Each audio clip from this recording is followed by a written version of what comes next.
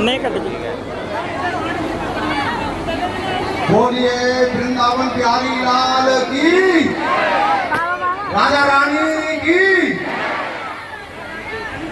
इस भागवत कथा व्यास जी पर बैठे ब्रज किशोरी लक्ष्मी शास्त्री जी, संत जन, मेरे सामने बैठे हुए जितने बुजुर्ग, मेरी माताएं या बहनें, उन सभी के श्री चरणों में पुष्पांजलि डाके कोट कोट प्रणाम करता है। मैं धन्यवाद देना चाहूंगा राठौर परिवार को, जिन्होंने इतना भव्य शायद इतना अलौकिक शानदार और भव्य आयोजन कराया है। एक बार उनके लिए, उस परिवार के लिए जोरदार तालियों से उनका स्वागत किया जाए। शास्त्री जी के श्री मुख के जो आपने भागवत कथा सुनी है, उस भागवत कथा में से रोजाना जो भी आपको अच्छी चीजें लगी हो, उन चीजों को, उन शब्दों को अपने जीवन की दिनचर्या में प्रतिदिन उतारने का काम करें। जहां जहां भी भागवत कथाएं होती हैं, श्री राम कथाएं होती हैं, यदि हम हमारे बच्चे रोजा रामायण पढ़ेंगे तो हमारे परिवार में सुलह होगा, एक दूसरे के प्रति प्यार होगा। भागवत हमें ये सिखलाता है एक दूसरे के प्रति प्यार करना, एक दूसरे का सम्मान करना। मैं तो आप लोगों से एक चीज और कहूंगा कि जितने भी यहाँ पर बुजुर्ग बैठे हैं और जितने भी मेरे युवा साथी बैठे हैं, सभी बुजुर्ग, हेलो, जितने भी बुजुर्ग बैठे हैं, वो अपने जितने भी नाती हैं उनको शाम की टाइम अपने पास बिठाएं और अपने महापुरुषों की, अपने भगवानों की कथा सुनाने का काम करें, उनका इतिहास बताने का काम करें, जिससे उनके अंदर संस्कार पैदा हो।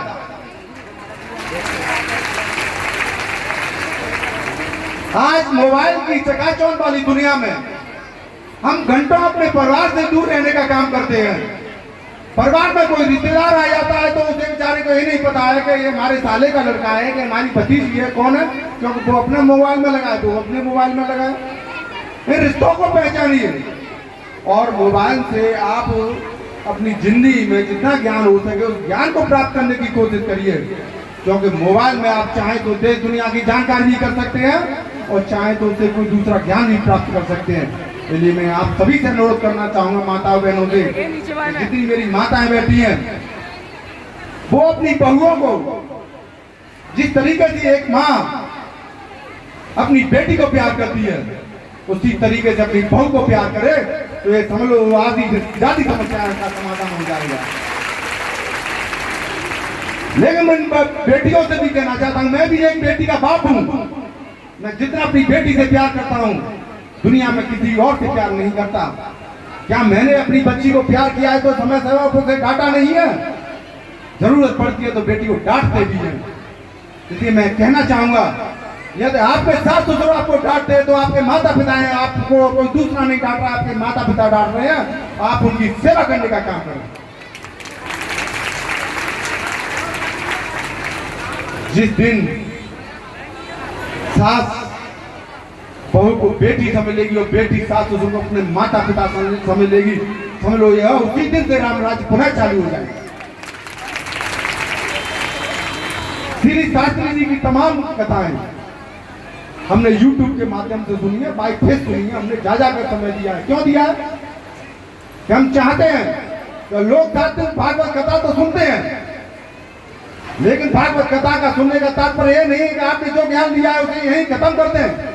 आप जाए और चुनकर जजरा के जाए तो सारे ज्ञान को यहीं जजरा के, सारे ज्ञान को लेकर घर जाना है। जो माताएं बहनें इसका भागवत कथा के पंडाल में नहीं आई है, उन दूसरों को बताना है कि शास्त्री के श्री मुख से हमने इस चीज का ज्ञान प्राप्त किया है, और जब उनको आप बताएंगी तो एक समाज में एक बहुत बड़ी क्रांति आएगी, समाज में एक सुधार होगा। हे माताओं, आप तो बच्चे की सबसे प्रथम गुरु होती है। आप चाहोगी तो आप अच्छे अच्छे बच्चों को, जो भी बच्चे हैं, क्योंकि आप शिक्षा का जमाना है, राइट, लोकतंत्र में और राजतंत्र में राजा के बेटा राजा होता था, लोकतंत्र में शिक्षा। जब किसी ने अपने बच्चे को पढ़ा दिया और वो बच्चा IAS PCS बन गया तो समझ लो आपने अपने बच्चे को राजा बना दिया।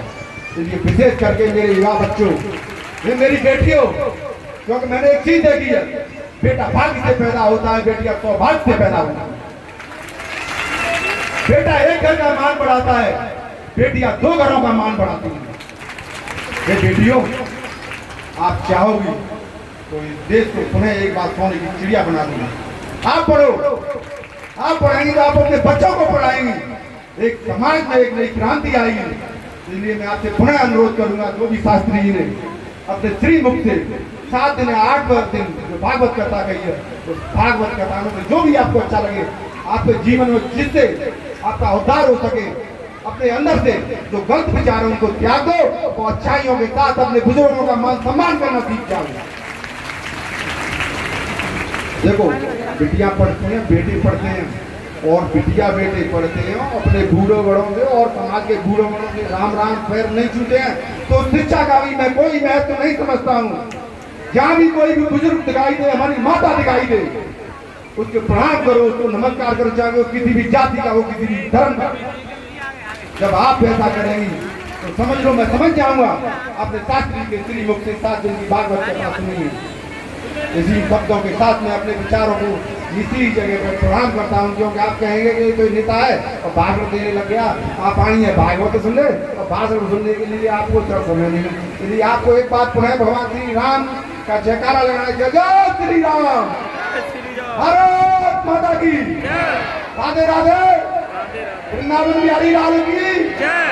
सब लोग एक साथ बोले, वृंदावन बिहारी लाल की, वृंदावन बिहारी लाल की, जय श्री राम।